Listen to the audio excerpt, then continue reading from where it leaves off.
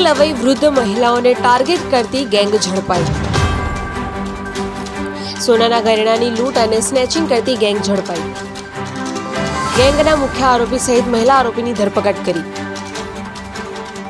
Gang પાસેથી ₹2.33 લાખનો મુદ્દામાલ જપ્ત। ગેંગ વૃદ્ધ મહિલાઓને જ બનાવતા હતા નિશાન।